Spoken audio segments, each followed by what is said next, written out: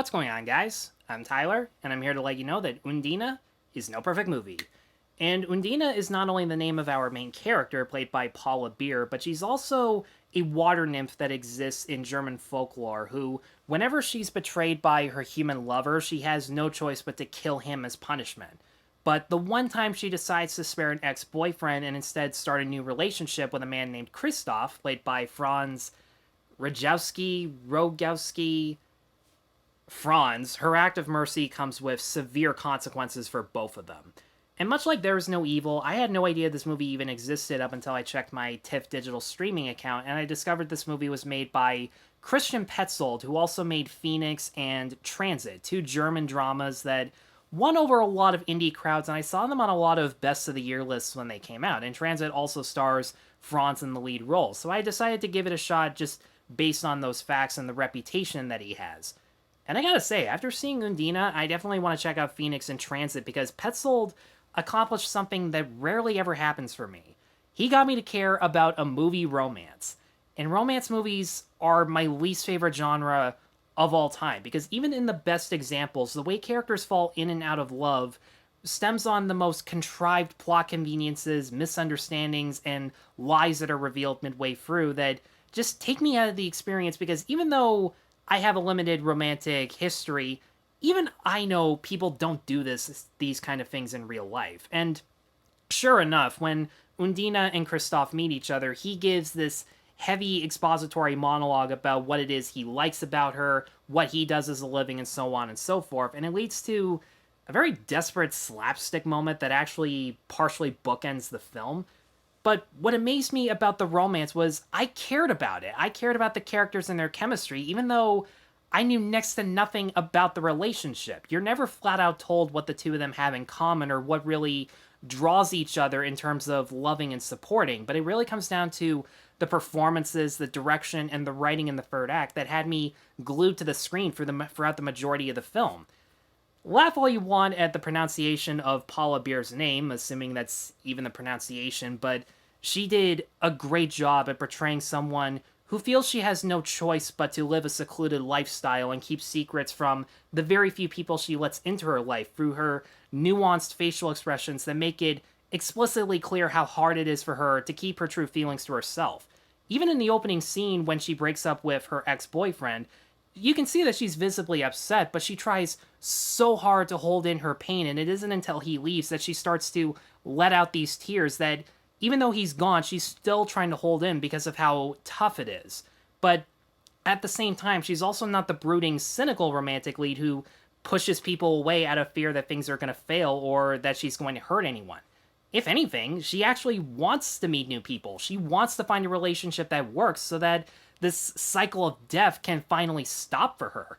And she's a polar opposite in the best way in regards to Christoph, because he's as open and outgoing of a person as you can possibly get, no matter how absurd some of his feelings are, especially towards the end of the film. And normally, a man as brutally honest as he is and someone as forthcoming as he is in a romance film can either be a jackass or a complete douche, but Franz, through his expressions and body language, portrays Christoph as having so much charisma, innocence, and loyalty that just at first glance, you can totally understand why anyone would fall in love with him. So, as you can tell, this is a very obvious opposites attract type of relationship, and Petzold trusts you to understand that. And he actually portrays the most romantic moments by showing the couple's highest and lowest points as they're doing very mundane activities, but it's the camera work and the performers that really buy into the chemistry.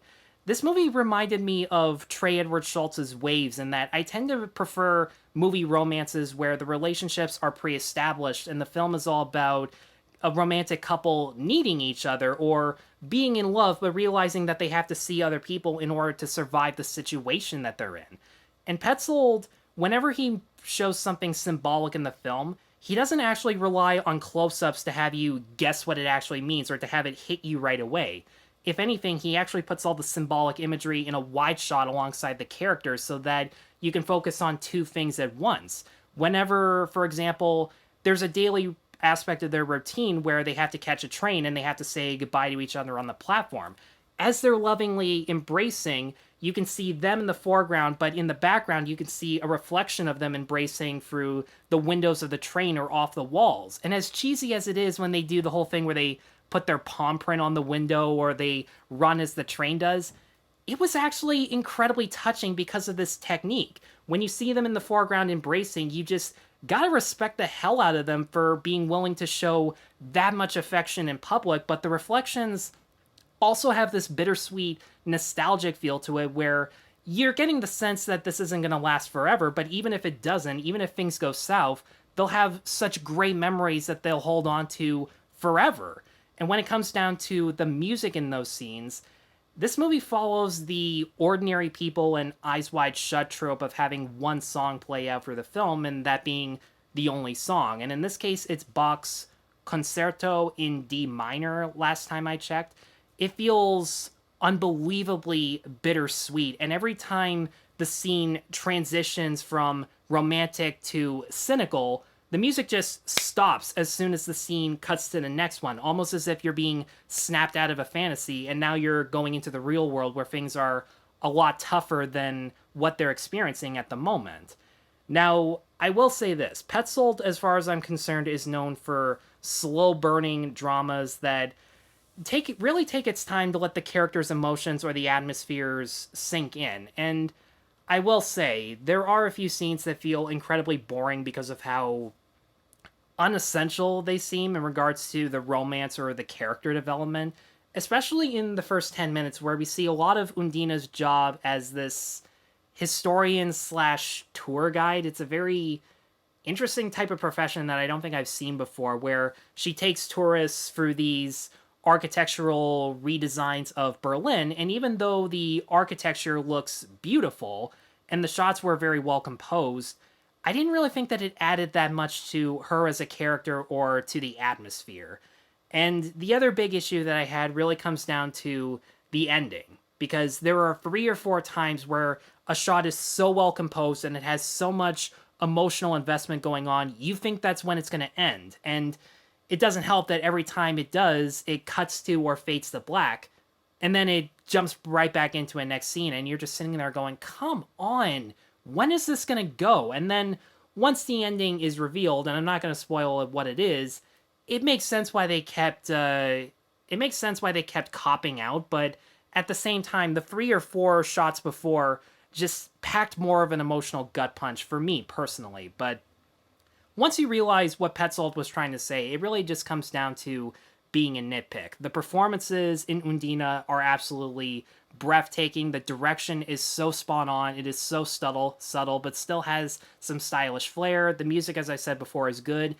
And if anyone's wondering how they portray the fantasy elements in the film, seeing as how Undine is, by all accounts, a mermaid, they actually do it very practical. I think there are only 1 or 2 shots where they incorporate CGI. Every time Undine is in the water, she's either portrayed through a POV shot to give some suspense to the scene, because you're not entirely sure what her life as a water nymph is. A lot of it is left up to a mystery, and I gotta say, that is the best job they could have done.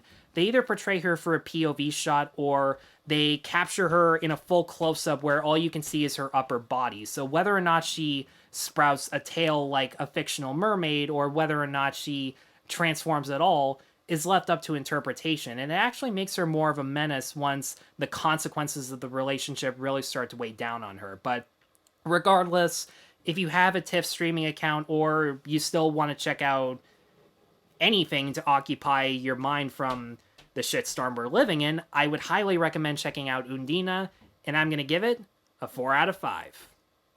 Guys, thanks as always for watching. If you have seen Undine, let me know in the comments below what you thought of it. Be sure to stay tuned for my actual reviews of Deliver Us from Evil and Super Me, once I find time to watch them, let alone review them.